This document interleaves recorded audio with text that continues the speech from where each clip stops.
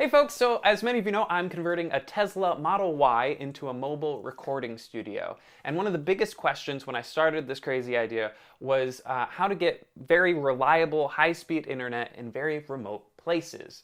And so I decided to try out the Starlink satellite internet from SpaceX. And it just came in the mail today, so we're gonna try setting it up at home and seeing how it works. Let's get into it.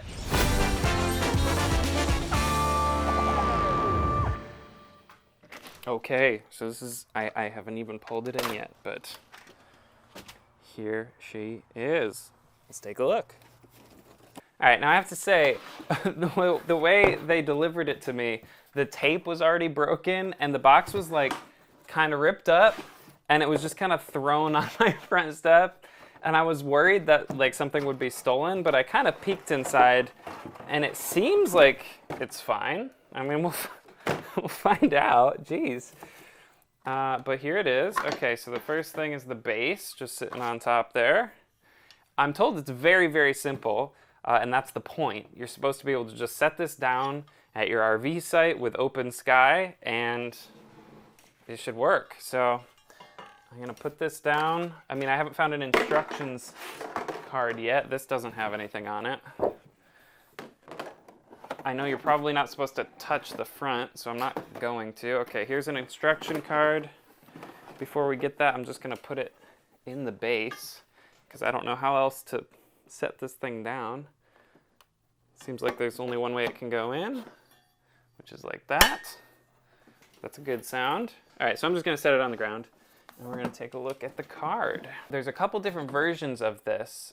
There was like Starlink 1.0. This is Starlink 2.0, but specifically the RV version. So it is meant to be used on the road, where the first ones, I don't know that there's any difference in the hardware, but they know I'll be moving around the country rather than the other ones where it knows where you're stationed.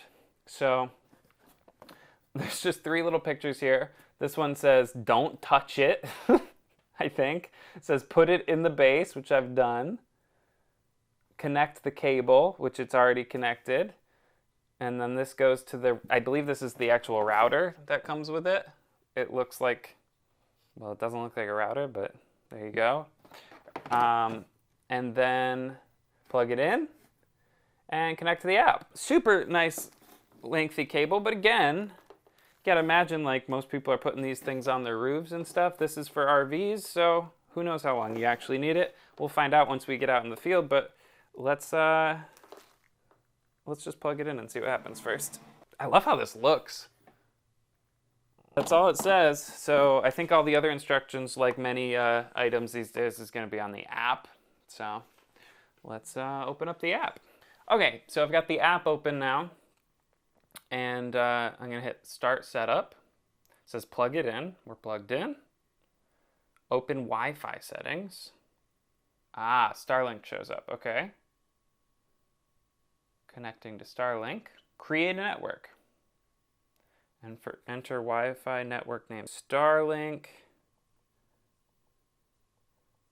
Studio. And then password. Reconnect to your network using your new Wi-Fi network name and password. And here we are. Starlink disconnected. Ensure your Starlink is plugged in. Okay. I had to plug it in more. What an idiot. Okay. Listen. If anybody from Starlink or any company ever that ever thinks about the end user is watching this, just know that no matter how simple you make a product, the end user will always find a way to mess it up. Oh.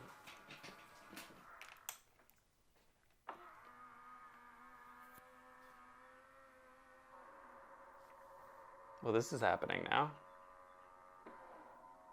A little calibration or something. I don't think you're going to find much inside, buddy. It says booting still on my phone. I feel like it's looking for some satellites. So I'll leave the screen record going. I'm going to bring it outside. that feels like a normal human thing to do. So I'm gonna go bring it outside. Here we go. So I've been letting it run for a little while, and the dish is connecting to a satellite here and there.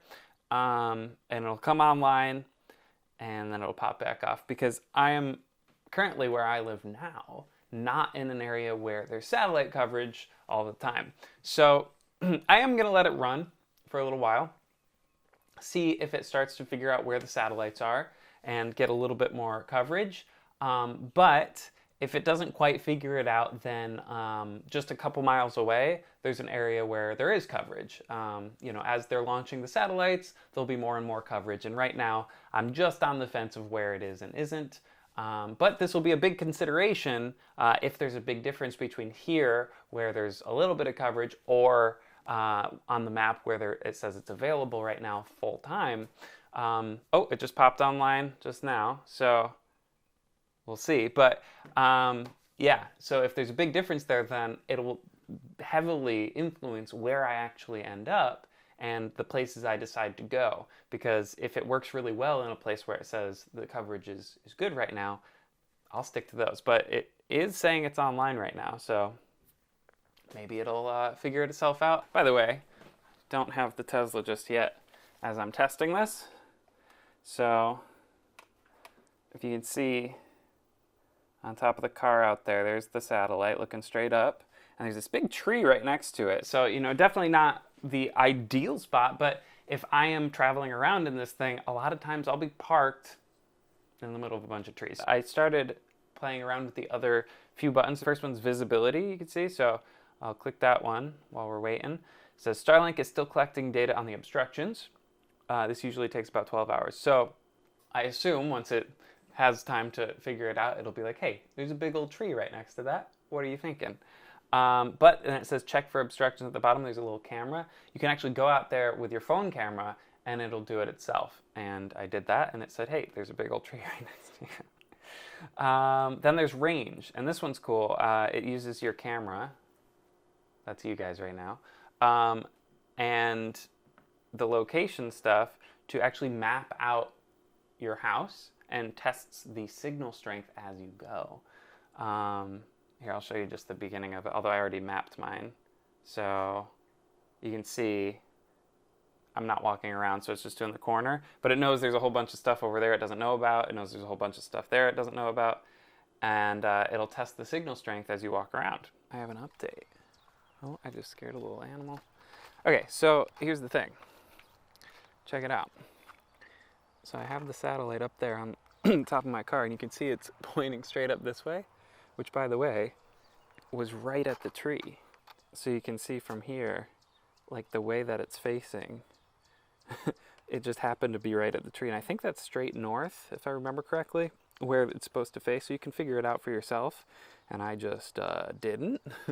But if I had put this anywhere else, I think it would have been totally fine, because right when I moved the car and moved the satellite over there just 5-6 feet, all of a sudden it was working. So here we are. Right now I have my phone and my computer connected to Starlink, and everything else is still connected to the normal internet. And that's actually kind of significant, because we have the smart lights, we have the air conditioner, we have all the cameras outside, we have the thermostat, we have my Roomba, like there's so much, my iPad, there's a lot of things just all over that are just seeping little bits of internet here and there. And right now the Starlink is only connected to 2 devices, just the computer and just the phone. And so that's significant, I think. But if we run the test, I've gotten, it's all over the place if it's connected to a satellite or not. Again, this is where right now it says there is no service.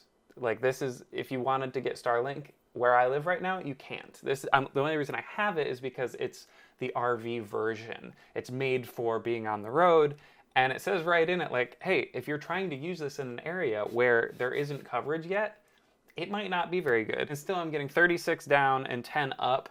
On my phone, I did it. I got 82 down, 6 up, and so it's gonna be a lot more inconsistent than a wired connection, as you might imagine. If there's a satellite right overhead, it's going to be really good. But again, this is in an area where there is no coverage listed, and I'm still getting serviceable speeds. Now, my internet wired connection is like 200 plus downloads. So probably a noticeable difference there. But if I'm out on the road, I have this now. It's ready.